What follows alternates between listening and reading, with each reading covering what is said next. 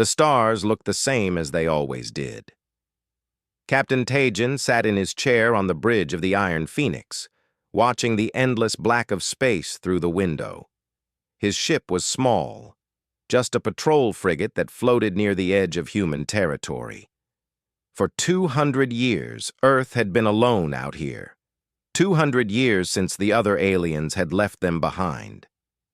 "Captain, I'm getting something strange," Nari said from her station. She was the sensor officer, and her eyes were fixed on her screens. "There's a signal. Old, really old." Tajin stood up and walked over to her. "What kind of signal?" "A distress beacon, but the language, I've never seen it before." Nari's fingers moved across her controls. "Wait, the computer is matching it. It's Veltrani." Tajin felt his chest tighten. The Veltrani were dead. Everyone knew that. They had disappeared from the galaxy 50 years ago, maybe more. "Are you sure?" "Yes, sir. The message is breaking up, but I can hear words. They're asking for help. They mentioned something about a Dominion and warriors from the Death World." Death World. That's what the other species called Earth. Tajin had heard the stories from his grandfather. When humans first met aliens, they had been terrified. Earth's gravity was too strong. The air was too thick. The bacteria could kill most species in days, and humans themselves, the aliens thought they were monsters, too strong, too aggressive, too willing to fight. So they left Earth alone, cut off from the rest of the galaxy. "Send it to Admiral Kyung-soo immediately," Tajin ordered, "and get me those coordinates." 3 hours later, Tajin stood in a video call with Earth's Defense Command. Admiral Kyung-soo looked tired, his gray hair neat but his eyes showing the weight of command. Next to him was Dr. Minji, the best language expert humanity had. On another screen was Hyejin, who handled all diplomatic matters for Earth. "Play it again," Kyung-soo said. The message crackled through the speakers. The Veltrani voice sounded desperate, afraid. Minji translated as it played. "Dominion forces expanding, exterminating peaceful species. The galactic cooperation is falling. We need warriors. We need help from the forbidden Death World. Please, anyone who can hear this." Silence filled the room when it ended. "They abandoned us," Hyejin said, her voice sharp. "When we needed help, when our cities burned during first contact, they ran away. They called us dangerous. Now they want our help?" "They're dying," Minji said softly. "I've been researching. The Krell Dominion has taken over 40% of the galaxy. They destroy anyone who resists. The Veltrani were peaceful. They never had a chance." Kyung-soo looked at Tajin. "You found this signal. What do you think, Captain?" Tajin thought about his grandfather's stories, about the fear in the aliens' eyes when they saw humans, about the ships that left Earth's orbit and never came back, about 2 centuries of silence. But he also thought about the desperation in that Veltrani voice. "I think we need to know more," Tajin said. "The coordinates point to somewhere in the outer reaches. Let me take my ship and investigate." "Absolutely not," Hyejin said. "This could be a trap. The galaxy turned its back on us. We owe them nothing. We owe ourselves the truth," Tajin replied. "What if there are survivors? What if they really need help?" Kyung-soo was quiet for a long moment. Then he nodded. "You have permission, Captain. Take the Iron Phoenix to those coordinates. But stay careful. If this Dominion is as dangerous as the message says, we need to know what we're dealing with." The journey took 6 days. Tajin's crew was small but skilled. They had trained for years, preparing for a fight that might never come. Now, as they approached the coordinates, everyone was tense. "Coming out of faster than light in 3, 2, 1, the pilot announced. Space twisted, and suddenly they were there. Tajin's breath caught in his throat. In front of them floated a massive station, bigger than anything he had ever seen, but it was damaged. Huge sections were torn open, and debris floated around it like a cloud. "Scanning for life," Nari said. "I'm reading thousands of signatures, multiple species. Captain, this is a refugee station." Before Taejin could respond, a new voice came through the speakers. It was high-pitched, musical, alien. "Human vessel, you actually came. We didn't think you were real. This is Captain Taejin of Earth.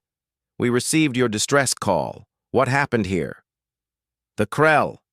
They attack every few weeks. We have nowhere else to go. All the safe worlds are gone.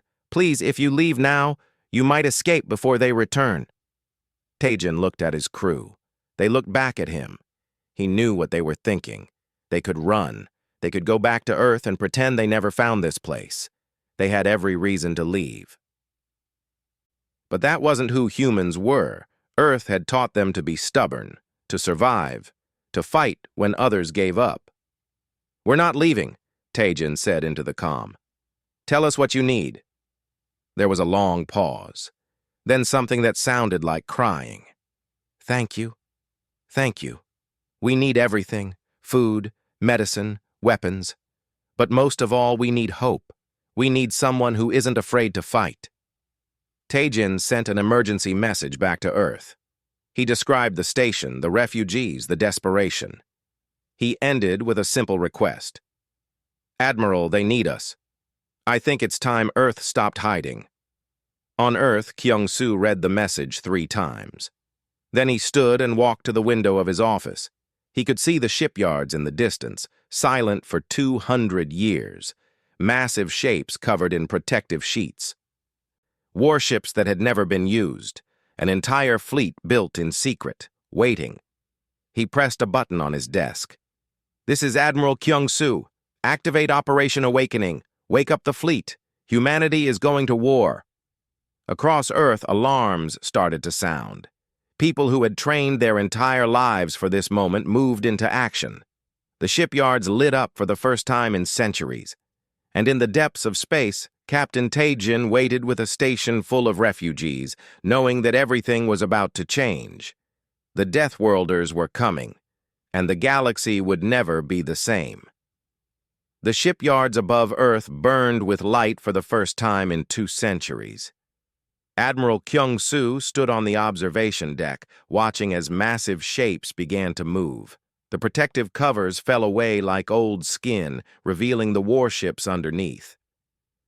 They were beautiful and terrifying at the same time. "Sir, all 50 vessels are responding to commands," reported Commander Woo Jin, standing at attention. He was tall and broad, the leader of Earth's Marine Raiders. His unit had trained for generations, passing down knowledge from father to son, mother to daughter. They had waited for this moment. "How long until the fleet is ready?" Kyung-soo asked. 3 days, sir. We need to load supplies and crew, but the ships themselves are ready to fly right now." Kyung-soo nodded. 3 days. That's all they had to prepare for something humans hadn't done in 200 years. Going to war.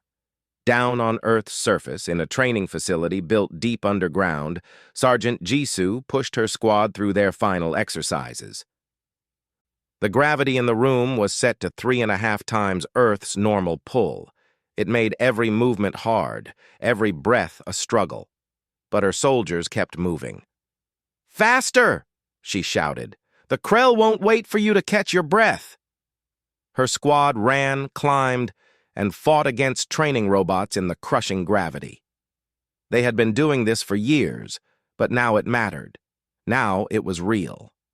After the exercise, one of her young soldiers approached her. "Sergeant, is it true? Are we really going to fight aliens?" Jisoo looked at him. He was barely 20 years old, too young to remember the old stories. "Yes, we're going to help people who need us. But they left us alone. They were afraid of us." "Maybe," Jisoo said. "But being afraid and needing help are 2 different things. We'll show them what humans really are." In another part of the facility, Dr. Minji studied the intelligence data that Captain Taejin had sent back. The Krell dominion was massive. They had conquered hundreds of worlds, destroyed dozens of species. Their technology was advanced, their fleet enormous. But something didn't add up. "Look at this," she said to Nari, who had come down from the Iron Phoenix to help. "The Krell have avoided every death world in their expansion. Every single one." Nari leaned closer to the screen. "You think they're afraid?" "More than afraid. Terrified. They only attack species that can't really fight back. They use technology to intimidate, but they've never faced a real war. Not like the ones humans fought before we left Earth." This was important information. Minji immediately sent it to Admiral Kyung-soo. At the main shipyard, engineer In-ho worked on the flagship's reactor. The Hansen Rising was the most powerful ship in Earth's fleet, and Taejin had been chosen to command it. In-ho ran his hands over the reactor controls, checking every system. "Sir, is this really safe?" asked his assistant, a young engineer named Junho. In-ho laughed. "Safe? No. This reactor uses contained fusion. We're basically flying with a controlled star in our engine room. Most alien species would call it insane." "Then why do we use it?" "Because it works. Because humans learned a long time ago that sometimes you have to take risks to survive. The aliens, they play it safe. They use stable energy sources, elegant weapons, pretty shields. We use whatever gets the job done." Junho looked at the massive reactor with new eyes. "And this will really make us faster and stronger than their ships?" "Stronger? Maybe not. But more stubborn? Absolutely." In the supply depots, Officer Soman managed a miracle. She had to load 50 warships with everything they needed for a long campaign. Food, water, ammunition, spare parts, medical supplies. The list seemed endless. "Ma'am, we don't have enough of the new plasma rifles," one of her staff reported. "Then we use the old kinetic weapons," Salman said without hesitation. "Bullets and railguns. They're simple, reliable, and they work." "But the reports say aliens use energy weapons." Salman smiled. "Let them use energy weapons. We'll use what we know. A chunk of metal moving at high speed will kill just as well as a plasma bolt. Maybe better." She had been preparing for this her entire career. While the galaxy forgot about Earth, humans had been building, stockpiling, planning, every generation adding more to the supplies. Now it would finally be used. Admiral Kyung-soo called a meeting of all senior officers. They gathered in the command center, men and women who had spent their lives preparing for a war they thought might never come. "We have a choice," Kyung-soo said, looking at each of them. "We can stay here safe behind our defenses, or we can go out there and help people who are dying, people who once feared us, but now need us." Hyejin spoke up. "Admiral, I still have concerns. The galaxy abandoned us. Why should we risk our lives for them?" "Because we're not doing it for them," Kyung-soo replied. "We're doing it for us. To show ourselves and the galaxy what humanity really means. We survived on a death world not by being cruel, but by being stubborn, by refusing to give up. Those refugees out there, they're not giving up either. That makes them like us." Woo-jin stood. "My Marines are ready, sir. We've been ready for 200 years. "My engineers will keep the fleet running," In-ho added. "I've got enough supplies for a year-long campaign," So-min said. One by one, every officer agreed. They would go. They would fight. On the third day, the fleet was ready. 50 warships hung in orbit around Earth, their hulls dark and powerful. Taejin stood on the bridge of the Hansen Rising, looking at his crew. Nari was at sensors, the best in the fleet. His weapons officer, his pilot, his engineers, all the best Earth had to offer. "All ships report ready," Nari announced. Taejin opened a channel to the entire fleet. "This is Fleet Captain Taejin. 200 years ago, the galaxy saw us as monsters. They called our world a death world and left us alone. But we're not monsters. We're survivors. We're humans. And today, we're going to show the galaxy what that really means. All ships, prepare for faster-than-light jump. Admiral Kyung-soo watched from Earth as the 50 ships began to glow with power. He thought about his grandfather, who had seen the aliens leave Earth behind. He thought about all the generations that came after, building and preparing in secret. And he thought about what came next. The ships vanished in flashes of light, jumping into faster-than-light speed. They were heading for the refugee station, where Taijin's small frigate still waited. But they weren't running away this time. They were running toward the fight. On the station, the aliens watched their sensors in disbelief. 50 human warships were coming. The Deathworlders were real, and they were bringing hope with them. The war was about to begin, and the Krell Dominion had no idea what was coming for them. Space twisted and tore as 50 human warships dropped out of faster-than-light speed. Captain Taijin gripped his chair as the Hansen Rising shook from the transition. Through the main window, he could see the refugee station, still damaged and barely holding together. But something else caught his attention. "Captain, I'm reading 40 Krell warships surrounding the station," Nari reported, her voice tight. "They're charging weapons." "Battle stations," Taijin ordered calmly. "All ships. Form defensive formation around the station. Weapons hot." The human fleet moved with precision, sliding between the Krell ships and the refugee station. On the station itself, an insectoid alien named Chelvar watched in disbelief. He commanded what was left of the Veltrani Defense Forces, which was almost nothing. His species was peaceful, built for diplomacy and art, not war. When the humans had sent their first message saying they were coming, he had barely believed it. Now, seeing 50 warships appear out of nowhere, he felt something he hadn't felt in years. Hope. A transmission came through, harsh and demanding. It was in the Krell language, which the human computers automatically translated. "Unknown vessels, you are interfering with Dominion operations. Surrender immediately or be destroyed." Taijin looked at his crew. They looked back at him, waiting. He opened a channel in response. "This is Fleet Captain Taijin of Earth. We don't surrender. If you want this station, you'll have to go through us." There was a moment of silence. Then the Krell commander spoke again, sounding confused. "Earth? The Death World? You're actually real?" "Very real. And very angry. You have 10 seconds to leave." The Krell commander laughed. "You have 50 ships. We have 40. But our technology is superior. You'll be debris in minutes."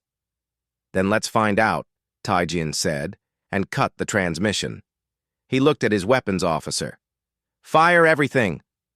The Hansen Rising's railguns opened up, sending chunks of metal flying at incredible speed. The other human ships followed, unleashing a storm of kinetic fire. The Krell had energy shields, elegant barriers that could stop plasma and lasers. But they had never faced solid projectiles moving at a significant fraction of light speed. The first Krell destroyer's shields flickered and failed. Railgun rounds tore through its hull like paper. The ship exploded in a ball of fire. "They're returning fire!" Nari shouted. Plasma bolts slammed into the Hansen Rising's armor. The ship shook, but the armor held. Human ships were built heavy, designed to take punishment. While alien ships relied on shields and speed, human warships were just tough. "All ships close distance," Taijin ordered.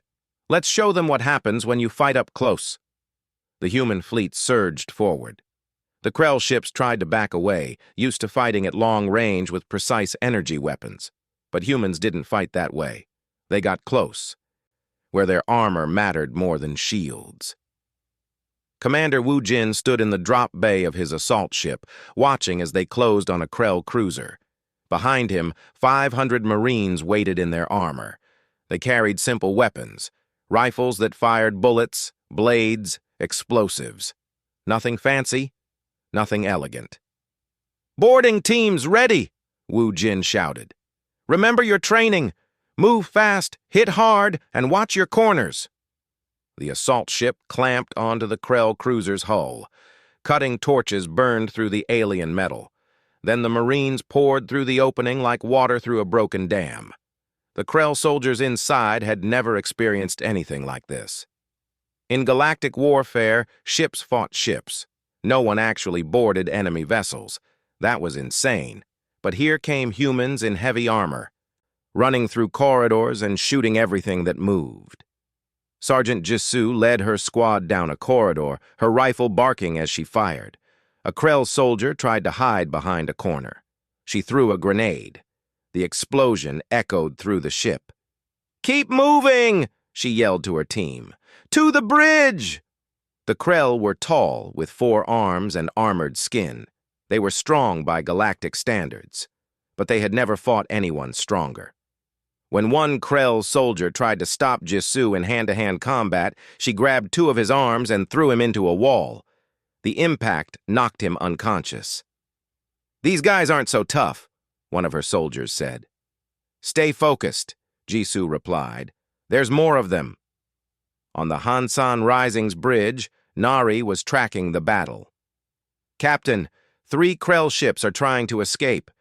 Should we pursue?" Taejin watched as the Krell flagship suddenly turned and ran. Then 2 more followed. The rest of the Krell fleet was in chaos, some trying to fight, others trying to retreat. "Let them go," Taejin said. "I want them to tell others what happened here." Wu Jin's voice came through the comm. "Captain, we've secured the cruiser. The Krell crew is surrendering. Sir, they're terrified." "Bring their commander to me," Taejin ordered. 20 minutes later, the battle was over. The human fleet had destroyed 3 Krell capital ships and captured 2 more.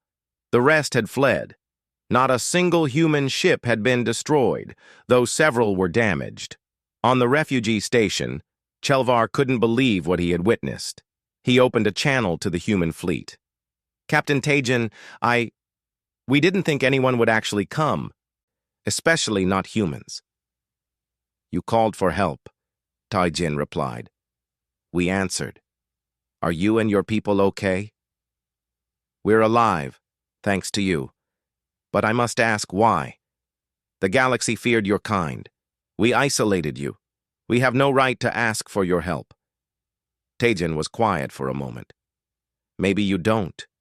But those refugees on your station, they didn't abandon us. They're just people trying to survive. That's something we understand." Dr. Minji was listening to the conversation, translating and recording everything. She opened her own channel. "Chelvar, this is Dr. Minji. I need to know everything you can tell us about the Krell Dominion, their strength, their tactics, their weaknesses." "Of course," Chelvar said. "But first, please, we have wounded. Do you have medical supplies?" Within an hour, human ships were docked with the station. Soman coordinated the transfer of food, medicine, and repair equipment. Human engineers worked alongside alien refugees to fix the damaged sections of the station. Human medics treated injuries using techniques that seemed rough to the aliens, but worked. The captured Krell commander was brought before Taejin. The alien was taller than any human, with purple skin and eyes that glowed yellow. He looked at Taejin with a mixture of fear and confusion. "You're really from Earth?" the Krell commander asked. "The Forbidden Death World?" "We are," Taejin confirmed. "And we want you to take a message back to your Dominion. This war is over. You can surrender now, or we can come find you." The Krell commander made a sound that might have been a laugh. "You have 50 ships. The Dominion has thousands. You can't win." "We've heard that before," Taejin said. "Release him. Give him a shuttle. Let him run home and tell his emperor what happened here." As the Krell commander left, Nari approached Taejin. "Sir, we're receiving transmissions from the Galactic Cooperation. They want to talk." A new face appeared on the screen. It was an alien with blue skin and 3 eyes, wearing official-looking robes. "This is High Coordinator Veln of the Galactic Cooperation. We received reports of your engagement with Krell forces. We We didn't think you would actually come. We didn't think humans were real. We're real, Tajin said, and we're here to help. But we need something from you too. Information, resources, and a promise that Earth will never be isolated again. Veln hesitated, then nodded slowly. Of course. Anything you need. We owe you more than we can repay. Tajin looked out at the stars. Somewhere out there, the Krell Emperor was learning that the Deathworlders had entered the war. And somewhere else, on Earth, Admiral Kyung-Soo was preparing to send even more ships. The galaxy was about to learn what humanity really meant. Not monsters, not demons, just people who refused to give up, no matter the odds. The next 2 months changed everything. Fleet Captain Tajin led his ships deeper into Krell territory, moving faster than anyone thought possible. While alien species needed rest between battles, humans just kept going. Crew rotations, quick repairs, and stubborn determination kept the fleet moving forward. Another world liberated, Nari reported as they left orbit around a planet called Helvan. The people there had been under Krell control for 3 years. When the human ships arrived, the Krell garrison had surrendered without firing a shot. That's 15 systems we've freed in 2 months, Captain. Tajin nodded, but he looked tired. Any word from the Krell main fleet? They're gathering at Sector 7, Nari said quietly. Intelligence says the Emperor is bringing his personal armada, 300 warships. 300 against 50. The numbers were bad, even for humans. Down in the Marine quarters, Commander Wu Jin was briefing his troops. His raiders had fought in every battle so far, and their reputation had spread across the galaxy. The Krell soldiers were terrified of them. I've received reports that Krell soldiers are surrendering the moment they see our dropships, Wu Jin told his officers. Some of them are abandoning their posts before we even land. Sergeant Jasu stood nearby, cleaning her rifle. Good. That means we're doing our job. Fear is a weapon too. But the Emperor's fleet won't surrender easily, Wu Jin said. They're his elite forces.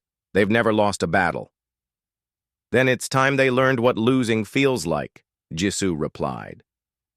On the Hansen Rising, Dr. Minji had turned one of the cargo bays into a diplomatic center. Representatives from 15 different species met there regularly, forming what they called the Coalition. These were the species the humans had freed from Krell control. We want to fight alongside you, said a delegate from Helvan, a small mammalian creature named Rin. You saved our world. We owe you. You don't owe us anything, Minji said gently. But if you want to help, we need information. Tell us about the Krell Emperor's tactics, his weaknesses. Over the next few days, the Coalition members shared everything they knew. The Krell fought with overwhelming force and advanced technology, but they had one major weakness. Their entire fleet operated through a centralized command network. If you could disrupt that network, their coordination would fall apart. Minji sent this information to Tajin immediately. In the engine room, Engineer Inho was working on a problem. The human ships were tough, but they had taken damage in every battle. The reactors were being pushed harder than they were designed for. Sir, if we keep fighting at this pace, we're going to have failures, his assistant Junho warned. Then we fix them as they happen, Inho replied, his hands deep in a reactor control panel. The Krell ships are faster than ours, more elegant, but they break easily. Our ships might be ugly, but they keep running. That's what matters. He thought about the philosophy behind human engineering. While aliens built things to be perfect, humans built things to be fixable. It was the difference between a machine that never broke down and a machine that could be repaired with spare parts and determination. Officer Somin was facing her own challenges. Keeping 50 warships supplied across hostile territory should have been impossible. The Galactic Cooperation had said so. But Somin made it work. She established supply depots on freed worlds, organized local production of basic materials, and traded with grateful populations for food and resources. What the cooperation saw as impossible, she saw as a puzzle to solve. "Ma'am, we have enough ammunition for 3 more major engagements," one of her staff reported. "After that, we'll need resupply from Earth." "Then we make every shot count," Salman said. "And we adapt. The Krell use energy weapons. We'll salvage their power cells and convert them to our needs." Admiral Kyung-soo received regular reports from Taejin's fleet. Every success, every battle, every world freed. But he also knew what was coming. The Krell Emperor had assembled his personal fleet, and they were moving to crush the human forces. "They want to send reinforcements," Hyejin told him, reviewing diplomatic messages from the Galactic Cooperation. 12 species have offered ships." "Do we trust them?" Kyung-soo asked. "Some yes, some no. But they're afraid, Admiral, afraid of what happens if we lose. If the humans fall, they think the Krell will crush everyone else." Kyung-soo made a decision. "Send them this message. Earth is sending our reserve fleet, 200 more ships, but tell them we don't need their military help. What we need is for them to stand ready. If we stop the Emperor here, the Krell will be broken. Then the cooperation can help rebuild." The message went out, and across the galaxy, people watched and waited. On a fortress world deep in Krell territory, Sergeant Jisoo and her squad prepared for the most dangerous mission yet. Intelligence said this world held the central command codes for the Krell fleet network. If they could steal those codes, the entire enemy fleet could be disrupted. "This is insane," one of her soldiers whispered as they approached the fortress in a stealth shuttle. "Probably," Jisoo agreed. "But we've done insane things before. Just keep your head down and follow my lead." They landed in the middle of the night, cut through the outer defenses, and fought their way inside. The Krell guards were alert, but they weren't prepared for humans moving in total darkness, using night vision equipment the Krell didn't even know existed. Jisoo's squad reached the central computer core. While her team held off reinforcements, she plugged a human data device into the Krell systems. The technology was completely different, but Dr. Minji had prepared translation programs. "Downloading now," Jisoo said into her comm. 30 seconds. Those 30 seconds felt like hours. Krell's soldiers poured into the corridor. Jisoo's team fought them back with grenades and concentrated fire. Then the download completed. "Got it! Everyone out! Now!" They ran for the shuttle, fighting every step of the way. One of Jisoo's soldiers was hit, and she threw him over her shoulder without breaking stride. They made it to the shuttle with Krell forces right behind them. As they lifted off, the fortress exploded. Commander Woojin had called in an airstrike to cover their escape. "Mission successful," Jisoo reported. "We have the codes." Back on the Hansen Rising, Taejin received both good news and bad news at the same time. The good news was that Jisoo had succeeded. The bad news was that the Krell Emperor's fleet had arrived. 300 ships, Nari said, her voice steady despite the fear she must have felt. "They're taking position around Sector 7. They want us to come to them." "Then that's what we'll do," Taejin said. "But we're not going alone. Nari, send a message to Admiral Kyung-soo. Tell him we need the reserve fleet now."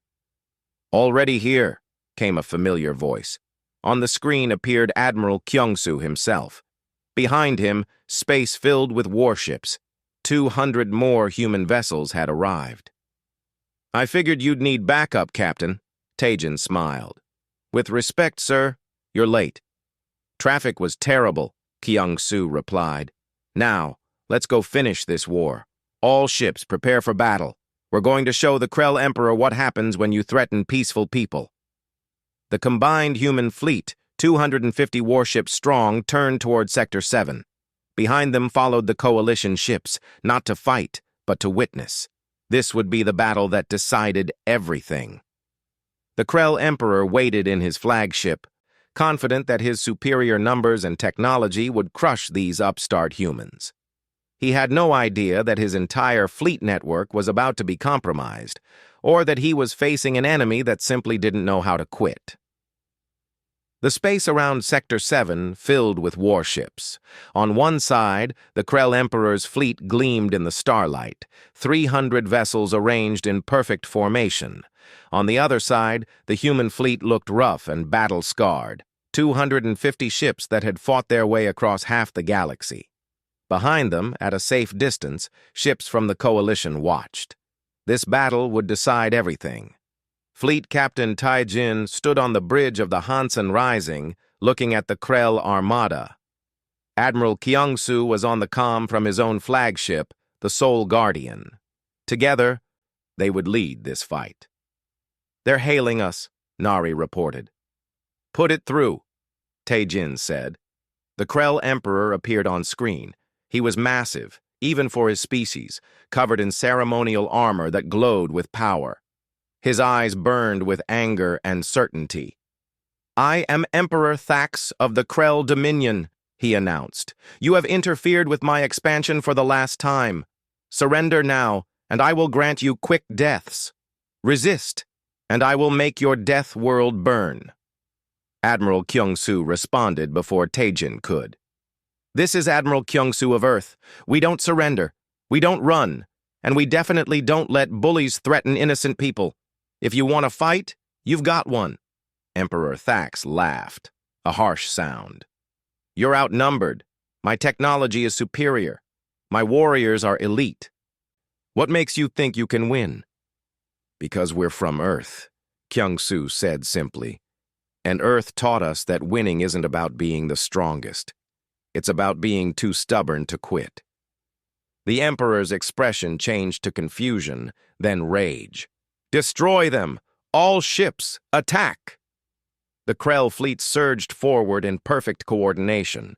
Their ships moved like a single organism, guided by the Central Command Network. Plasma weapons charged, energy shields activated. It was beautiful and terrifying. "All ships, engage!" Taijin ordered. "Remember the plan!" The human fleet didn't try to match the Krell's elegant formation. Instead, they spread out using tactics that seemed chaotic but had a purpose. Each human ship picked its own target, moving independently. This was how humans fought, adapting in the moment rather than following rigid plans. The Hansen Rising dove straight toward the Emperor's flagship, railguns blazing. Plasma bolts hammered their shields and armor, but the ship kept coming. Taijin had learned something important in the last 2 months. While alien ships relied on shields, human ships could take punishment and keep fighting. "Hull breach on Deck 7, Nari reported. "Sealing now." "Keep firing," Taijin ordered. "Get us close to their flagship." In the troop bay, Commander Wu Jin prepared his Marines for the most important boarding action of the war. 500 soldiers in heavy armor, carrying weapons and explosives. They were about to do something the galaxy thought was impossible: board the Emperor's personal flagship during a full-scale battle. "Listen up!" Wu Jin shouted over the sounds of combat. "Our job is simple. We get on that ship, we fight to the bridge, and we capture the Emperor. Sergeant Jisu's squad will lead. The rest of you follow and watch each other's backs. We're Marines. We're humans. We don't lose." His soldiers roared in response. The Hansen Rising slammed into the side of the Emperor's flagship, boarding tubes extending and locking on. The Marines poured through and chaos erupted inside the Krell ship. Sergeant Jisu led her squad through corridors filled with elite Krell guards. These weren't regular soldiers. They were bigger, stronger, better armed. But they had never fought humans in close combat. "Grenades out!" Jisu yelled. Explosions rocked the corridor. "Move! Move! Move!" The Krell guards tried to form a defensive line, but the Marines overwhelmed them with sheer aggression. Jisu saw one Krell warrior raise 4 weapons at once. She shot 2 of his arms, then tackled him to the ground. Her strength, built from a lifetime in Earth's heavy gravity, was too much for him. Behind her, the rest of the Marines pushed forward. The fighting was brutal and close. No fancy tactics, just humans doing what they did best, refusing to stop. On the Hudson Rising's bridge, Nari was coordinating the fleet battle. Captain, the Krell are maintaining perfect formation. Their network is holding. Not for long, Taejin said. He opened a channel to engineer Inho. Is it ready? Yes, sir, Inho replied. He had spent the last hour preparing the stolen Krell command codes that Jisoo had retrieved. Sending the virus now. The virus, created from the stolen codes, spread through the Krell network like fire. Suddenly, 300 Krell ships lost their coordination. Commands got mixed up. Targeting systems failed. Ships that had moved as one organism now moved independently, confused and disorganized. It's working! Nari shouted. Their network is crashing. Admiral Kyung-soo saw the opening and took it. All ships, full attack! Hit them while they're confused! The human fleet surged forward. Without their network, the Krell ships were still powerful, but they couldn't work together. Human ships, trained to fight independently, had the advantage now. Dr. Minji watched from her station, recording everything. She saw human engineering triumph over alien elegance. She saw human determination overcome superior numbers, and she understood something important. The galaxy had feared humans because they saw them as monsters, but what they should have seen was survivors who would do anything to protect those who couldn't protect themselves. Officer Somin was managing damage control across the fleet. Ships were getting hit, taking damage, but they kept fighting. She redirected supplies, coordinated repairs, and kept everything running. This was what humans did. They made things work, even when everything said they should fail. Inside the Emperor's flagship, Commander Wu Jin and his Marines fought their way to the bridge. The elite Krell guards fought hard, but they were falling back, step by step. Sergeant Jisoo threw the last door open and charged onto the bridge. Emperor Thax stood there, surrounded by his personal guard. He looked at the humans in shock. Impossible! No one boards a flagship during battle. This violates all rules of warfare. We're humans, Wu Jin said, raising his rifle. We don't follow your rules. Now surrender, or we take you by force. The Emperor's guards attacked, and the bridge erupted in combat. Jisoo fought 2 guards at once, using her strength and training. Wu Jin traded shots with others, using cover and tactics. The battle was short and brutal. When it ended, Emperor Thax stood alone, his guards defeated. He looked at Wu Jin with something like understanding. What kind of death world creates warriors like you? One that taught us we don't have to be the strongest to survive, Wu Jin replied. Just the most stubborn. Now order your fleet to stand down. Outside, the battle raged. The human fleet was winning, but at a cost. 20 human ships had been destroyed, and many more were damaged, but the Krell were broken. Nearly 100 of their ships were destroyed, and the rest were scattered and leaderless. Admiral Kyung-soo opened a channel to the entire Krell fleet. This is Admiral Kyung-soo of Earth. Your Emperor has been captured. Your network is destroyed. Your fleet is beaten. You can surrender now, or we can keep fighting. Choose. For a long moment, nothing happened. Then, one by one, the Krell ships powered down their weapons. The surrender came in waves as ship after ship gave up. The war was over. On the Hansen Rising, Taejin sat down for the first time in hours. His ship was damaged, his crew exhausted, but they had won. Nari was smiling, tears running down her face. Dr. Minji broadcast a message to the coalition ships. The Krell Dominion has surrendered. The war is over. We won. The response was immediate. Cheers, celebrations, messages of thanks from dozens of species. The Deathworlders had saved the galaxy. A week later, Fleet Captain Taejin stood on the observation deck of a galactic cooperation station looking at Earth through the window. Admiral Kyung-soo stood beside him. They had just finished signing the treaty that officially ended the war and brought Earth into the galactic cooperation as a full member. 200 years of isolation over in 3 months of war, Taijin said quietly. We showed them who we really are, Kyung-soo replied. Not monsters, not demons, just people who refuse to give up. Down on Earth, celebrations filled the streets. The war was over, and humanity was no longer alone. Ships from dozens of species were coming to Earth, bringing trade, knowledge, and friendship. In the celebrations, Woojin and his Marines were honored as heroes. Jisoo received medals for her bravery. Inho and his engineers were praised for keeping the fleet running. Somin was recognized for her impossible logistics. Nari and Minji were celebrated for their crucial intelligence work. But the real victory wasn't in the medals or the honors. It was in what came after. Humans working alongside aliens to rebuild what the Krell had destroyed. Species that had feared each other learning to trust. A galaxy that had been divided, learning to stand together. Emperor Thax, held prisoner on Earth, asked to speak with Admiral Kyung-soo one last time. I underestimated you, the Emperor said. I thought Deathworlders would be savage and cruel, but you showed mercy when you could have destroyed us. Why? Kyung-soo thought about it. Because Earth taught us something important.